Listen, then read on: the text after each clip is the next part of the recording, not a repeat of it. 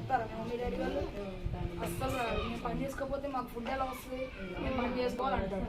కానీ వాళ్ళు మాత్రం ఏం చేశారంట, పిలిచిన వెంటనే వాళ్ళ పని అక్కడ వదిలేసి ఏసైనా వెంబడించారంట. ఇంకా కొంతమంది అయితే జబదయ్ కుమారుడు వాళ్ళు కడుక్కుంటున్నారంట. వాళ్ళు కడుక్కుంటామంటే ఏసై పిలిచిన వెంటనే అవన్నీ కదా పాలు పెట్టాలి. నేను పాలు పెట్టుకొని వస్తాను. మృతుల్ని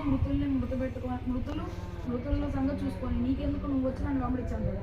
తర్వాత ఇంకొక ఆయన అంటే నేను ఇంటికి వెళ్ళి మా అమ్మ నాన్నకి మా పిల్లలందరికీ చెప్పేసి వస్తానంటే ఇవన్నీ అక్కడ శివుని పట్టుకున్నప్పుడు ఈ వెనక దిగు చూడకూడదు. నా మాట విన్నప్పుడు ఇది బట్టి రావటమే.